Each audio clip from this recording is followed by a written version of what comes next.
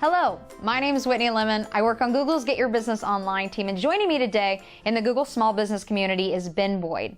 Ben is an account executive on the small and medium-sized business Google for Work team. He has been helping businesses like yourselves move to the cloud with Google for just under 2 years and is back to share a few updates.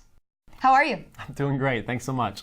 So before we dive into specific Google Apps questions, can you give me a basic intro? What is Google Apps? How is it beneficial to a small business? Yeah, so Google Apps at its core is a cloud-based business productivity suite. So what that means is Google Apps is providing you with the tools that you need to run your business. And that starts at email, and it goes to calendar, and then there's a document repository piece and a video teleconference. It means a whole bunch of different things. But I will tell you that there's a level of customization. So understanding that each business is different and has different requirements, we're respectful of that, and we have built some customization tools in there to make sure that it delivers exactly what it is you as a small business needs. So it's basically like a suite of productivity tools that help move your business from offline to online. Correct. So let's start with the first tool you mentioned, email. Okay. Well, how is a business email different than just a regular email account? Well, I would say, at a very basic level for the small business owners in the audience, there's an idea of kind of professionalism, and so bringing a business email and corresponding with the outside world and with an address that clearly identifies you as your business representative, it provides a level of legitimacy that people corresponding with, maybe in this case an @gmail.com, have a hard time getting. I met a small business recently, actually, who worked from her house, and so she wanted to have a business email account because she mostly communicated with her customers over email. She didn't have a storefront where they could come visit her. So she liked having her domain name in her email, and that would be her name at herdomainname.com, so that when she was dealing with her customers, they saw that level of professionalism. They didn't see just a regular Gmail account. And the great part of this, and one that you and I actually have talked in the past about, is the idea of, at the end of the day, you can be as small of a business as you want. It's easy to build that brand and to get that really professional look. It can be you alone, it can be you and one other colleague, or it can be a company of 500 people. You're kind of represented to the outside world via your email address in a very similar fashion. So if you have a team of 5, you would all get your name at yourdomain.com? Correct. And in this case, you're getting your name at yourdomain.com, but you're getting it in kind of the Google environment. So for the people that are maybe consumer Gmail users, which I know there are many, many of us out there, the same look and feel is what you get in the consumer world is what you're going to be able to bring to the business. So there's a consistency and kind of the interface that you're familiar with that you're going to be able to bring into work, which helps your users just get up and running in a really, really quick way.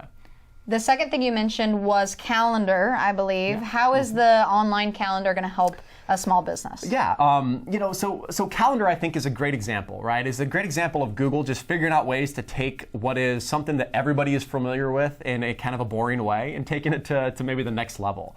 So, the calendar exists as most people are familiar with it today as, hey, this is my calendar and I put times on the slots.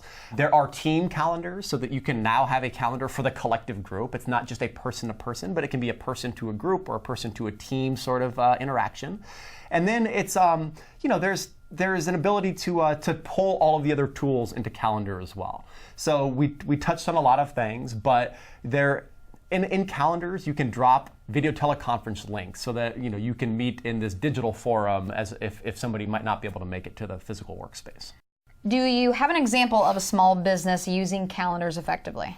Yeah, I think so. A coffee shop, for example, right? A coffee shop is very much interested in getting their employees at the right shift at the right time. So now there is a single calendar that all of their employees can navigate to and say that, hey, Ben works after Beth and before Aaron. So you know exactly where you need to be and what.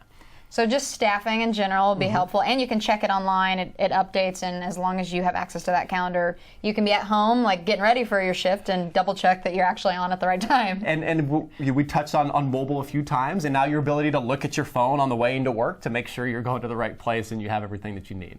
Another example, I worked with a brewery a few weeks ago in Montana, and they were using calendars. They were actually embedding it on their website, and they were making a public calendar that their customers could view that talked about when they were having live events, they had bands come in, when they were doing tastings. Right. So you can also use it publicly to share with your customers what's going on. Yeah, a lot of what I mentioned today is how you work internally as a team, but know that all of these tools have an external facing capability as well. So it's how you communicate with your customer bases.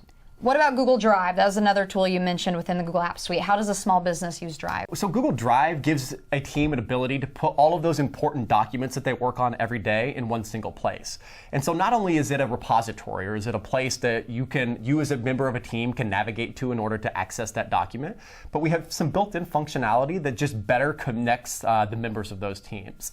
So there are version controls, there are sharing permissions, there are all these really nice things that just allow people to kind of hit the ground running. So when you say teams using this Drive folder, does that mean that all of your documents will be viewable by everyone on your team? No, so it's a good question. The decision is up to you as a document owner. We understand that all people aren't the same and that all documents aren't the same. And so there is an opportunity to say, hey, listen, this document is for management eyes only. Or there's even one step further, the ability to say, hey, this is for managers to be able to edit and to make changes on. But it helps for everybody else to be able to at least view it. And so you can allocate those permissions as needed. So your documents won't automatically be viewable by everyone. You have the ability to change those privacy settings. Correct. Okay. Well, that's all the time we have today. Thank you so much for joining me, Ben. Yeah, of course. Happy to help. And thank you for watching. On behalf of the Get Your Business Online team and the Google Small Business community, I wish you great success growing your business.